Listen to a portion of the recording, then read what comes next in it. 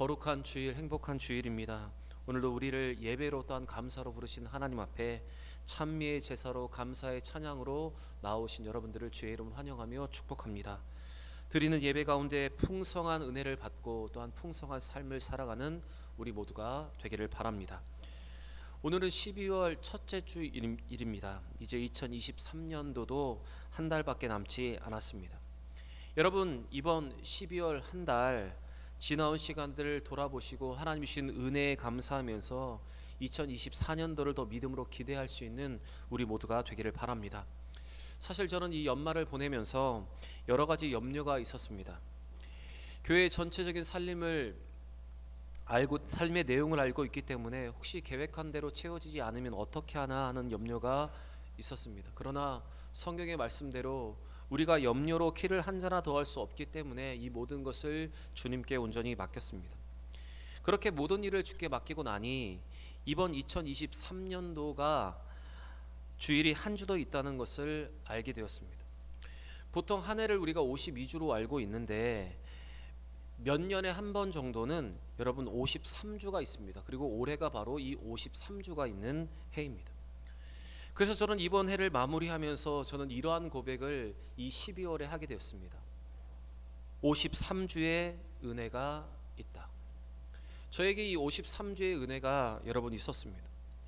고린도서 10장 13절에 성경은 우리에게 이렇게 기록을 하고 있습니다. 사람이 감당할 시험 밖에는 너희가 당한 것이 없나니 오직 하나님은 미쁘사 너희가 감당하지 못할 시험 당함을 허락하지 아니하시고 시험 당할 쯤에 또한 피할 길을 내서 너희로 능히 감당하게 하시느니라.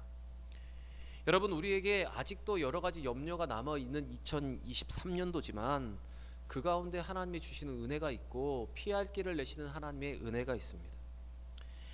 이 은혜를 여러분 풍성히 누리는 2023년도 마지막 남은 한 달이 되기를 바라고 또한 이 은혜로 또한 2024년도를 또 기대하는 우리 모두가 되기를 바랍니다. 우리 옆에 분과 한번 이렇게 인사했으면 좋겠습니다. 53주의 은혜가 있습니다. 인사하겠습니다. 53주의 은혜가 있습니다. 다시 한번 인사하겠습니다. 예비된 은혜가 있습니다. 인사하겠습니다. 예비된 은혜가 있습니다. 하나님 우리에게 주신 특별한 은혜, 예비된 은혜를 믿고 믿음으로 살아가는 여러분과 저의 삶이 되기를 바랍니다. 하나님은 사사 입다를 통해서 암몬과의 전쟁에서 승리를 하게 하셨습니다.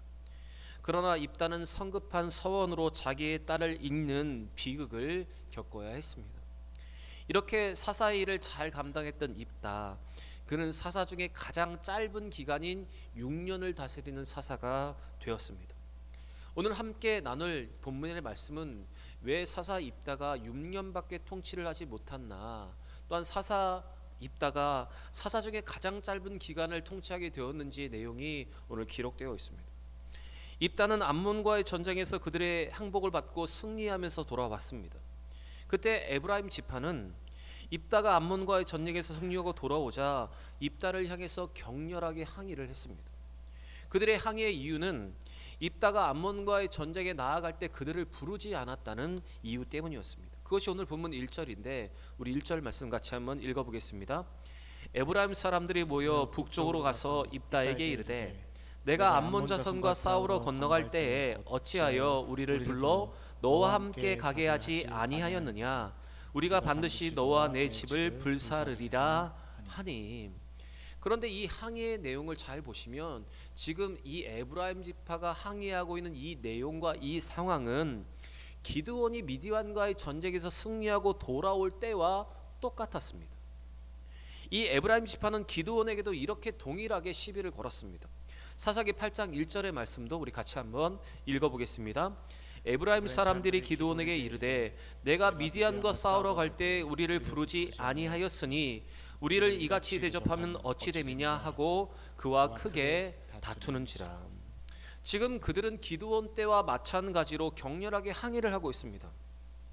그런데 이 기드온 때의 상황은 크게 다투는지라라고 표현되고 있는데 지금 이 입다에게 말할 때는 이렇게 그들은 말합니다. 우리가 반드시 너와 내 집을 불사르리라 라는 협박으로 지금 바뀌었습니다. 그들은 입다가 이룬 이 전쟁의 승리에 대한 감사하기는커녕 자신을 부르지 않았다, 무시했다는 이유로 그의 집을 불살하겠다고 지금 협박을 하고 있는 것입니다. 이 에브라임 지파는 간절히 도움을 청할 때는 외면해 놓고 전쟁에서 승리하고 돌아오면 그때는 거짓말로 트집을 잡아 지금 불평을 하고 있는 것입니다. 2절 말씀을 보시면 입다는 그들의 행동에 대해서 이렇게 말합니다. 그들을 불렀지만 그들이 입다를 그들의 손에서 구원하지 아니하였다. 돕지 않았다고 그는 이렇게 항변을 합니다. 제가 2절 말씀 읽겠습니다. 입다가 그들에게 이르되 나와 내 백성이 암몬 자손과 크게 싸울 때에 내가 너희를 부르되 너희가 나를 그들의 손에서 구원하지 아니한 고로. 여러분, 오늘 이 에브라임 지파의 모습을 잘 보시면 그들의 이러한 행동은 자기 지파가 최고가 되고자 하는 자만심과 시비심에서 시작된 것입니다. 그들은 항상 자신들은 이스라엘의 리더가 되어야 한다는 그 교만한 생각을 가지고 있었습니다. 그래서 그들은 어려울 때는 피하고 승리의 열매를 나눌 때는 생색을 내는 비겁한 태도로 지금 일관을 하고 있습니다. 이러한 그들의 행동은 기드온 때에도 또한 입다 때에도 여러분 동일하게 나타나고 있었던 것입니다. 여러분, 사실 이러한 사람들이 우리 주변에도 많이 있습니다. 어려운 일이 생기면 그 자리를 벗어났다가 그 일이 다 해결되면 나타나는 사람들이 있습니다. 평상시에는 모임에 잘 나오지 않다가 좋은 식사의 자리가 있거나 아니면 좋은 곳에 나들이를 간다고 하면 꼭 나타나는 사람들이 있습니다. 사람들이 자기의 경조사를 챙기지 않았다고 불평과 원망을 하면서 자기는 다른 사람들의 대소사에는 전혀 관심이 없는 사람들도 있습니다. 그런데 여러분, 문제는 이러한 사람들이 세상에만 있는 것이 아니라 교회 안에도 있다는 것입니다. 여러분, 우리는 오늘 이 에브라임의 모습을 보면서 적반하장도 유분수라는 생각을 합니다. 도움을 청할 때는 나타나지 않고 문제가 해결되자 자기를 부르지 않았다고 그들을 모두 불살라 죽이겠다 이렇게 말하는 너무나 잘못된 행동을 하고 있는 이 모습을 우리는 보게 됩니다. 여러분, 오늘 이 에브라임의 모습을 통해서 여러분 우리 스스로를 한번 돌아보기를 원합니다. 나에게는 이 에브라임과 같은 모습이 없는가? 나에게는 이 에브라임과 같이 세상 사람들에게 밉상이 되는 모습은 없는가? 여러분, 이것을 돌아보시고 여러분 새해부터는 이런 모습을 뒤로하고 협력하는 삶, 합력하는 삶을 살아갈 수 있는 여러분과 제가 되기를 바랍니다. 그런데 이들의 불평은 여기서 그치지 않았습니다. 4절부터 말씀을 보시면 그들은 입다가 속한 요단 동편 므낫세 반 지파 곧 이 길르앗 사람들에 대해서 에브라임 지파와 므낫세 지파에서 도망한 자들, 도망한 이류 시민이라는 말로 그들을 모욕하기까지 했습니다. 4절의 후반절 말씀을 보시면 이렇게 기록되어 있습니다. 이는 에브라임의 말이 너희 길르앗 사람은 본래 에브라임에서 도망한 자로서 에브라임과 므낫세 중에 있다 하였습니다. 여러분, 사실 대화 속에서도 넘지 않아야 할 선이 존재합니다. 넘지 않아야 할 선이 모든 사람에게 있습니다. 그런데 지금 이 에브라임 지파는 넘지 않아야 할 선을 지금 넘고 말았습니다. 사실 에브라임 지파가 입다와 길르앗 사람들에게 한 이 말은 여러분 그들에게는 치명적인 것이었습니다. 왜냐하면 입다는 형제들에 의해서 추방당해 본 적이 있기 때문에 이 말은 그에게 큰 상처일 뿐만 아니라 큰 찔림이고 또한 마음의 상처였습니다. 그리고 도망자라는 말은 하나님의 언약의 백성이 아니다라는 의미로 사용되었기 때문에 길르앗 사람들에게는 매우 모욕적인 표현이 아닐 수 없었습니다. 상처를 건드리고 또한 하나님의 언약 백성이 아니라는 그들의 표현은 선을 넘어도 한참 넘는 것이었습니다. 거기에 지금 자기의 서원으로 인해서 딸까지 잃은 입다에게는 이 말은 도저히 용납할 수 없는 것이었습니다. 그래서 이에 격분한 입다는 기드온 때와는 달리 무력으로 그들을 징계했고, 에브라임 지파는 이 무력의 징벌로 인해서 장정의 거의 대부분 4만 2천 명이 이 과정에서 죽임을 당하게 됩니다. 민수기 1장 33절의 말씀을 보시면 이스라엘 백성들이 요단강을 건너 가나안 땅에 들어왔을 때 이스라엘 12지파의 장정의 수를 계수한 내용이 기록되어 있습니다. 그때 이 에브라임 지파의 장정의 수가 몇 명이었냐면 4만 500명이었습니다. 그런데 이 내전 이 사건으로 통해서 에브라임 지파의 장정이 몇 명이 죽었냐면 4만 2천 명이 죽었습니다. 왜냐하면 그 사이에도 많은 장정들이 생겨났기 때문에 거의 대부분의 사람들이 바로 이 전쟁에서 죽게 되었습니다. 6절 말씀을 보시면 이렇게 기록되어 있습니다. 같이 한번 읽어보겠습니다. 그때 에브라임 사람의 죽은 자가 4만 2천 명이었더라. 여러분, 기드온 때에도 그들은 자신들과 함께하지 않았다는 이유로 시비를 걸었습니다. 그리고 지금 입다 앞에서도 자기들과 함께하지 않았다는 이유로 그와 그들의 집을 불사르기까지 하겠다고 협박을 하고 있습니다. 그리고 입다와 길라 사람들에게 향하여 도망자라 표현을 하면서 넘지 않아야 할 선을 넘게 되었습니다. 그런데 여러분, 이러한 그들은 바로 심판을 받았다는 사실을 우리는 기억해야 합니다. 여러분, 이와 같은 에브라임과 같은 모습은 언젠가는 심판을 받게 되어 있습니다. 자만심과 시기심으로 가득하여 우두머리가 되려고 하고 어려움에 일은 피하면서도 좋은 것만 차지하려는 이러한 이기적인 태도와 교만은, 그리고 상대를 인격적으로 모욕하는 악한 말은 반드시 여러분 심판을 받게 된다는 사실을 우리는 잊지 않아야 합니다. 성경은 우리에게 이렇게 말하고 있습니다. 잠언 16장 18절, 이와 같은 모습은 하나님의 심판의 대상이 된다. 우리에게 이렇게 말하고 있습니다. 교만은 패망의 선봉이요 거만한 마음은 넘어짐의 앞잡이이니라. 여러분, 하나님은 이 에브라임의 이 교만의 문제를 입다를 통해서 심판을 하신 것입니다. 하나님은 입다의 분노를 통해서 에브라임을 심판하는 도구로 사용을 하셨습니다. 여러분, 오늘 우리는 이 말씀 앞에, 이 에브라임의 행동 앞에 반복되고 있는 이 그들의 모습과 같이 이 모습을 보면서 여러분, 우리 혹시 이 에브라임과 같은 요소가 없는지 여러분 돌아보기를 바랍니다. 이와 같은 삶이 우리 가운데 있다면 이제 이 모든 모습을 벗어버리고 여러분, 다가오는 새해에는 믿음의 사람다운 새 모습으로 살아갈 수 있는 여러분과 제가 되기를 원합니다. 여러분, 오늘 이 주신 말씀을 여러분 가슴에 새기면서 믿음으로 결단하는 한 해, 믿음으로 결단하며 새해를 맞는 우리 모두가 되기를 바랍니다. 에브라임 사람들에게 모욕을 당한 입다는 길르앗의 군대를 모아 요단강을 건너는 에브라임 사람들을 공격하였습니다. 그 사이에 입다의 부하들은 에브라임 사람들이 고향을 탈출하는 것을 막기 위해서 요단강 나루턱을 점령했습니다. 그래서 전투에서 도망친 에브라임 사람들이 강을 건너게 해달라고 청하면 길르앗 사람들은 먼저 그들이 에브라임 사람인지를 물었습니다. 그 물음에 아니라 말하면 그들에게 이렇게 발음을 해보라고 했습니다. 십볼렛, 이렇게 발음을 해보라고 시켰습니다. 그런데 발음하는 그 사람이 십볼렛이라 하지 않고 십볼렛이라고 하면 그들을 다 죽였습니다. 그래서 이때 죽은 사람이 4만 2천 명이었습니다. 아마도 그 에브라임 사람들만 가지고 있었던 고유의 억양 사투리를 알아보고 지금 그들을 모두 징벌해버린 것입니다. 그것이 5절과 6절에 기록되어 있습니다. 5절과 6절 말씀을 같이 한번 읽어보겠습니다. 길르앗 사람이 에브라임 사람보다 앞서 요단강 나루터를 장악하고 에브라임 사람이 도망하는 자가 말하기를 청하건대 나를 건너가게 하라 하면 길르앗 사람이 그에게 묻기를 내가 에브라임 사람이냐 하여 그가 만일 아니라 하면 그에게 이르기를 십볼렛이라 발음하라 하여 에브라임 사람이 그렇게 바로 말하지 못하고 십볼렛이라고 발음하면 길르앗 사람이 그를 잡아서 요단강 나루터에서 죽였더라. 그때 에브라임 사람의 죽은 자가 4만 2천 명이었더라. 여러분, 입다는 에브라임 지파를 용서하지 않았습니다. 자신을 비난하고 협박한 이들에게 보복을 했습니다.